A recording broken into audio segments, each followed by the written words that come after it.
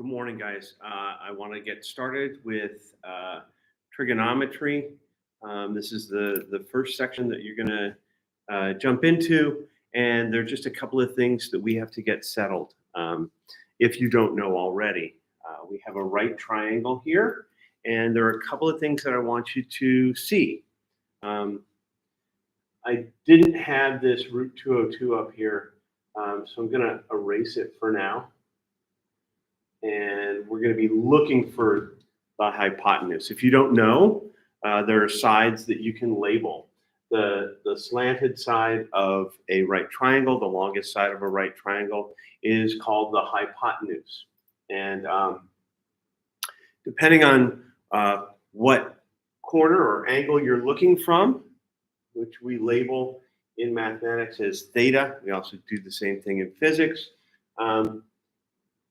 This is our point of reference.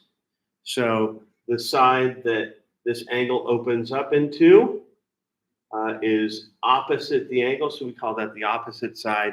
And the side that helps create this angle with the hypotenuse is called the adjacent side.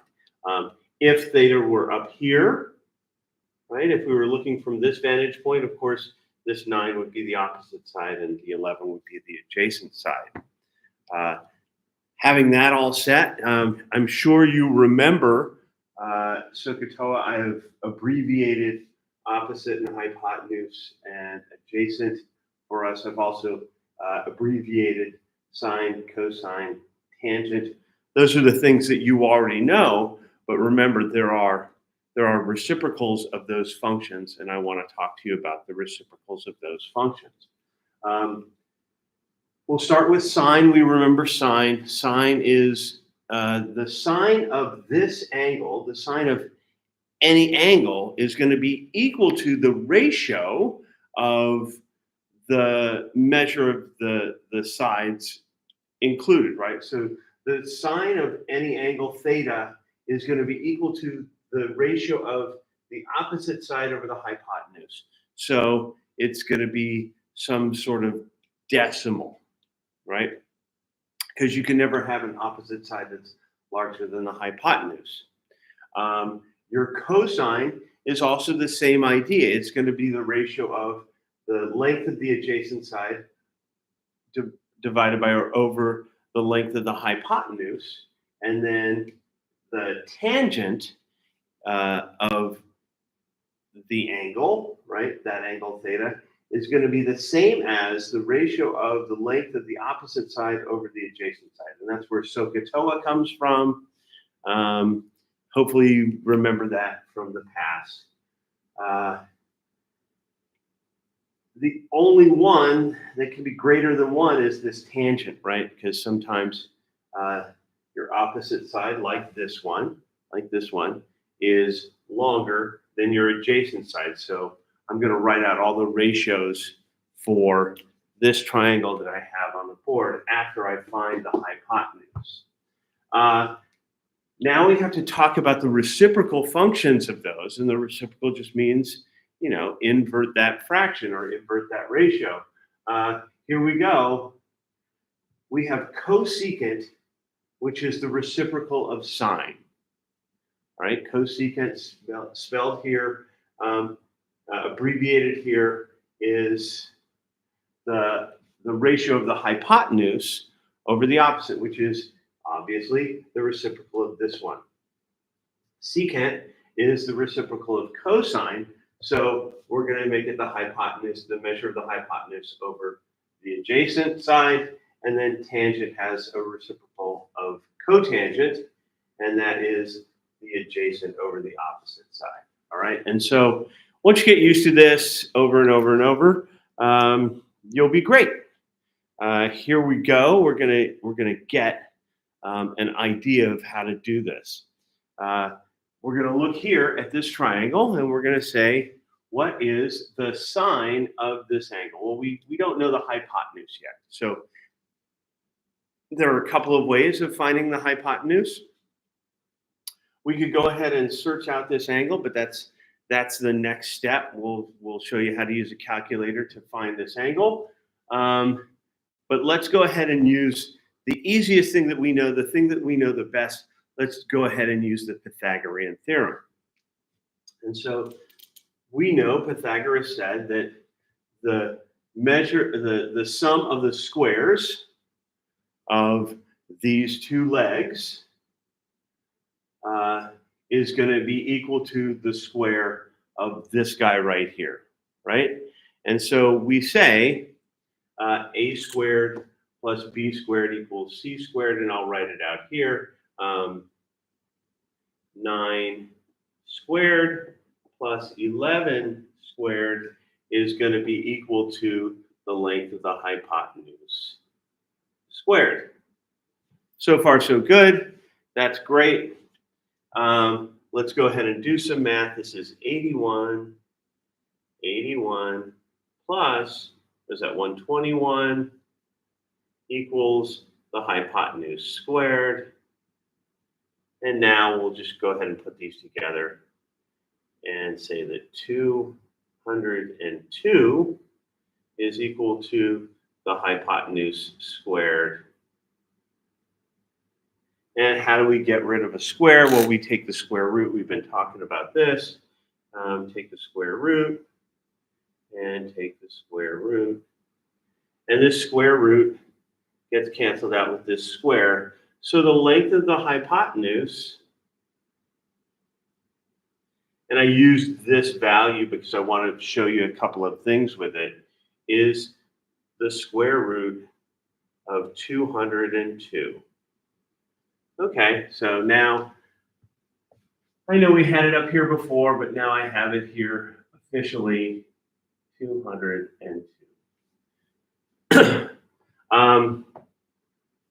Wow, shouldn't have done that. Anyway, let's go ahead and keep going. I'm sorry I'm out of the frame, but let's go ahead and write down what is the sine. Well, the sine says it's the measure of the opposite side over the measure of the hypotenuse. So I'm just going to write them down for now. I'm going to simplify them later. Root 202. Well, I didn't give myself much room, did I? Cosine would be the adjacent side, which is 9, again over root 202.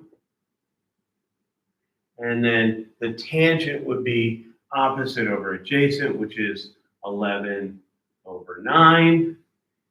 And then we're going to start talking about reciprocals, right? So cosecant is the reciprocal of sine, so it'll be root 202 over 11, root 202 over 9, pardon me, and of course, the reciprocal of tangent is cotangent, and there we go. Now, there's one thing that I need you to realize. We in mathematics do not like a square root in our denominator, so we have to rationalize that denominator.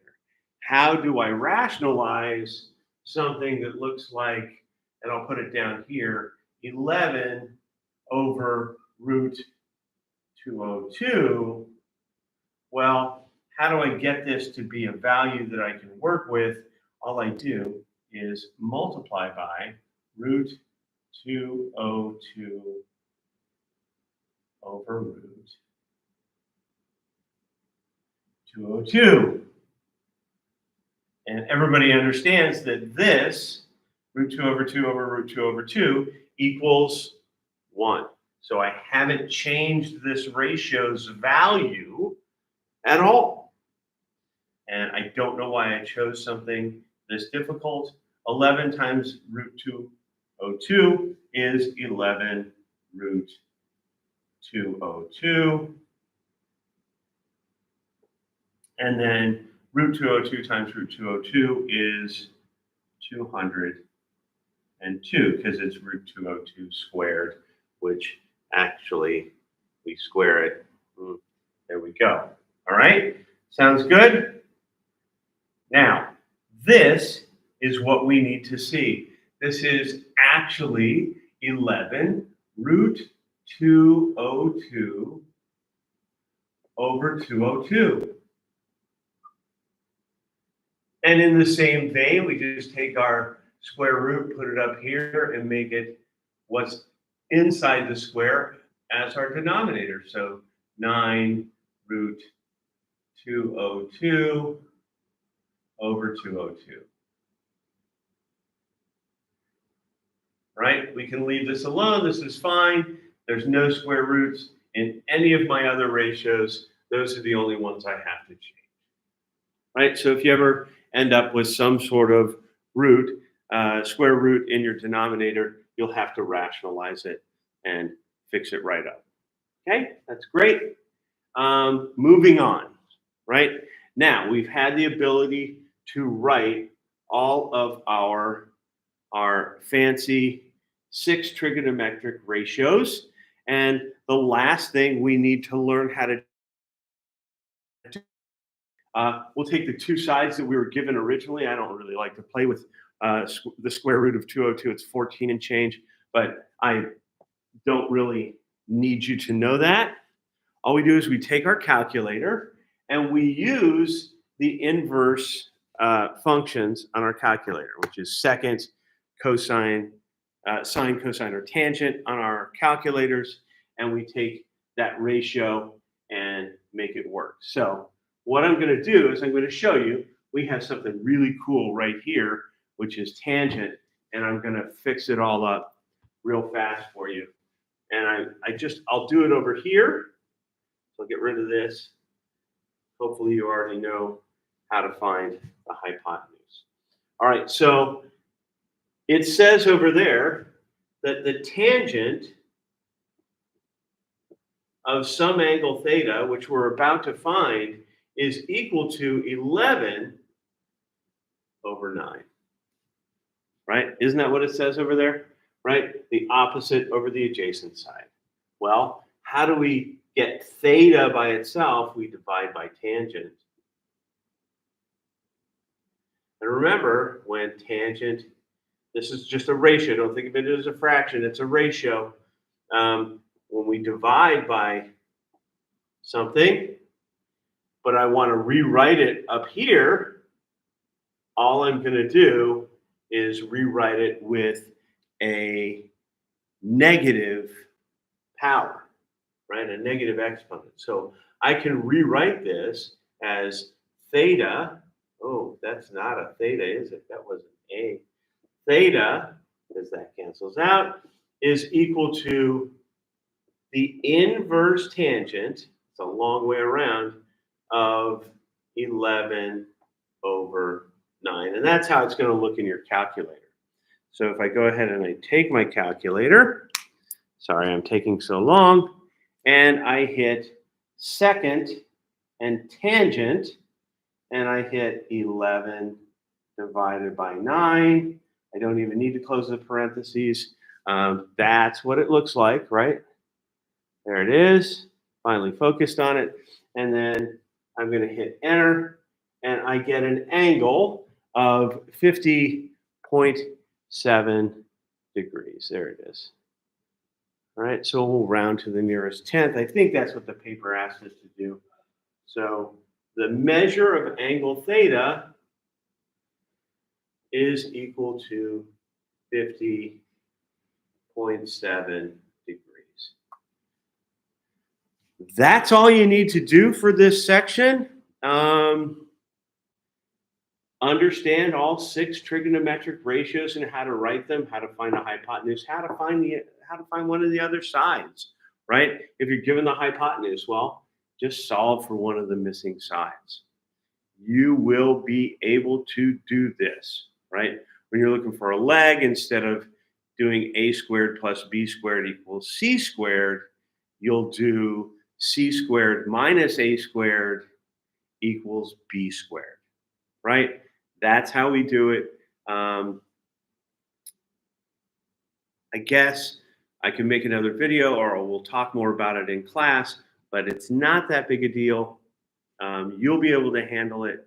It's find the missing side, write the 6 trigonometric ratios, and then find this angle. If you find this angle, then you'll be able to find this angle as well, because you'll subtract your 50.7 degrees from 90, and you'll get what, 39.3 degrees.